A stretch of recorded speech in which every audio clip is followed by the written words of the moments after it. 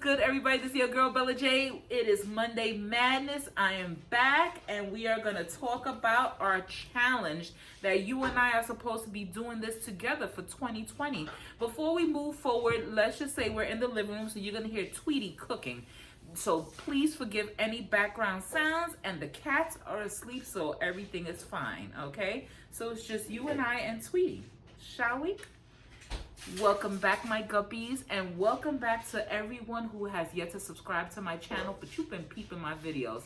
Why don't you hit that subscribe button and on the bell notification so you can be kept abreast of my shenanigans when I post them. Please do that, and just hit the like button, thumbs up, and share this video, because sharing is caring. If you want to hear what we have to talk about and review this so that we can succeed together for 2020, then please stay tuned.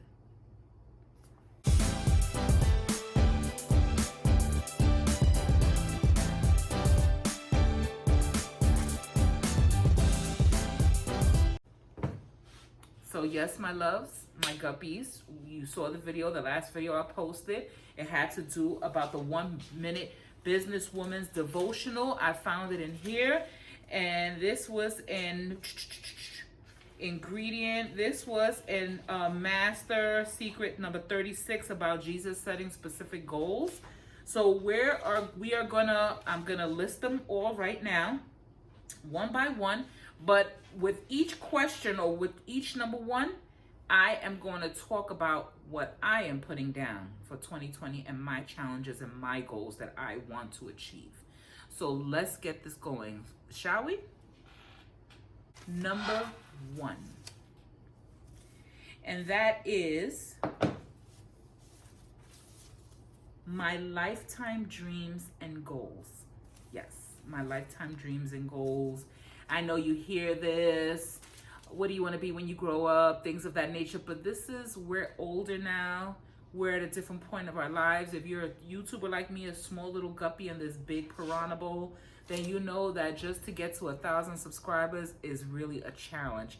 It could have been better for me, except that I wasn't being diligent and I really just did not focus.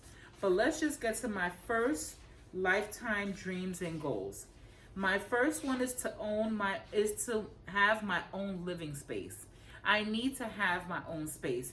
It's great to have a family and everything, but there comes a time that as an adult and your kids become adults, it's time for you to move on and get your own.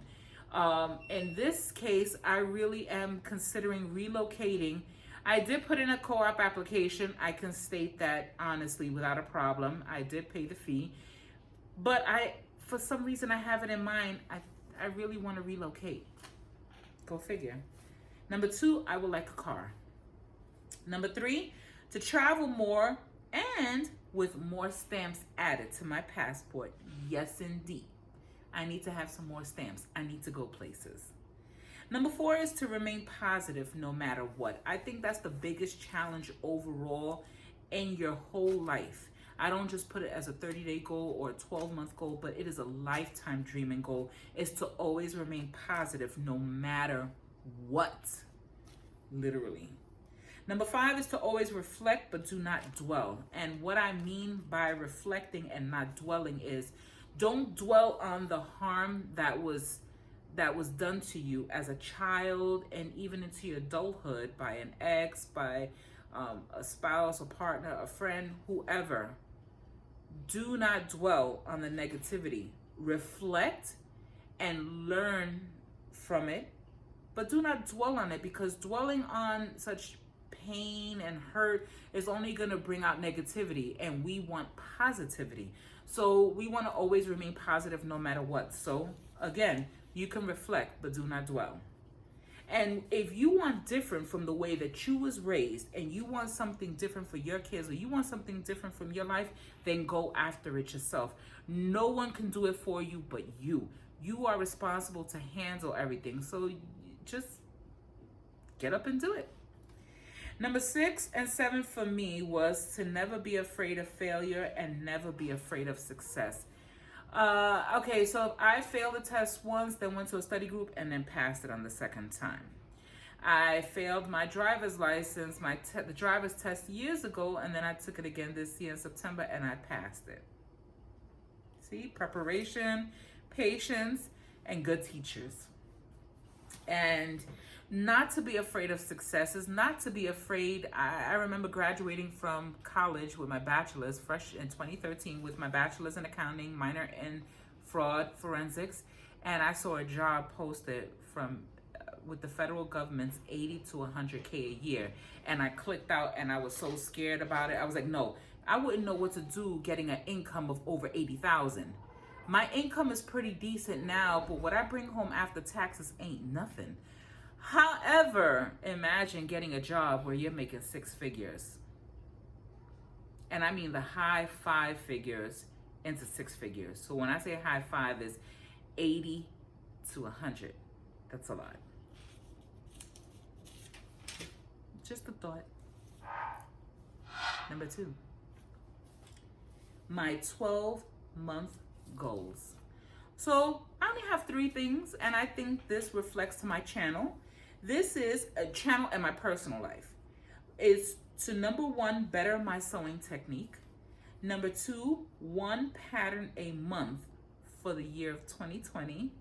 And that is easiest to hardest. Yes. And number 3 is to continue to decrease all active credit card debt. I want to decrease my active debt. I don't want to maintain it. I want to decrease it to a 0. That's important. Okay, so number 3, my 30-day goals. Continue reading and watching YouTube videos. I like to read just about everything. Self-help. Of course, this is an amazing read. I think everybody should get their hands on this. This is the 1-Minute Businesswoman's Devotional by Murdock. I wonder if that was him on Instagram. I sent him a message, but he didn't answer back, and I'm hoping that was him because I really had some feedback on this book. But I love reverting back to my YouTube videos from other YouTubers that really have taught me so much. So you know who you are. I'm not going to dish out everybody's name because it is a lot, and I don't remember half of them either. Number 3, and the last one is, number 2 is to test out new techniques in my crafts. So I'm getting into embroidery because with embroidery, you can make your own patchwork. You can make your own patches. So I saw a feed that came onto a suggested video on my feed on YouTube, some type of weird embroidery stitches. I said, I gotta watch this video. So now I gotta find it. And number 3 is to plan out, meaning write it down. Get yourself a little book. They have these little notebooks they sell at the Dollar Tree, Staples, anywhere that has books and stationery, you can find these little simple booklets. Write down your ideas. No idea is crazy. No idea is ridiculous. Write them down. Do yourself a favor. Do yourself a favor and write them down, and then go back to it tomorrow or another day. Nothing is ever crazy. And last but not least, number 4. This is my ideal success daily routine. It's not many, but I think it'll be worthwhile. And my ideal success daily routine is to maintain an organized environment. I have a hard time doing that. I'm very lazy. I really need to organize my workspace, meaning in my bedroom. So my bedroom is my workspace area as well, and it can just be a little cumbersome. So I need to organize everything, purge what I don't use, don't need, give it away to somebody else who will definitely appreciate it, and just stick with what I have. And that's my sewing. The number 2 is to always have positive vibes, energy, and to smile. I was told that I was not approachable because I didn't smile, and I was always looking down with a mean grill. You have to stop doing that. Smile. Think of what makes you happy. Think of the person that brings joy to your world. And whatever it is that brings you positivity, that nourishes your soul and your spirit, keep that enveloping you and always remain with a smile. Number 3 is to do not judge. Be mindful before judging and assuming. We automatically always make assumptions and we judge everything and everybody. I am so guilty of that. So that is my goal. My ideal everyday goal is to not be judgmental and not to assume until I have all the facts. And if I don't have the facts, shut it up. Because if you ain't got nothing nice to say, don't say nothing at all. Let me see. Number 4 is to live my life. This year I traveled 4 different times, 4 different times of the year. I want to keep going. I want to travel more. I want to live my life and be thankful. We forget to be thankful and to smile and to really say, thank you, heavens above, for all that you have blessed me with. Thank a higher power. Just give back as well. You could do that. And the last one is to keep myself happy. Yes. Sewing makes me happy. Putting on some lashes actually makes me happy, but I could care less about makeup, which I knew it was a fad. But sewing does make me happy. The humdrum of the machine, of the motor going and just stitching things together. So this is just me. Like some people's, their happy place is doing nails. It could be crocheting, knitting, embroidery, cross stitch, reading, journaling, vlogging, traveling, taking pictures.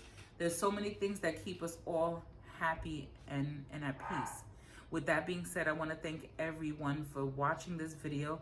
Comment below and let me know, are you ready to succeed in 2020? Thank you so much for watching. I love you all. Happy and blessed, prosperous new year. Big huggies, my guppies. Later.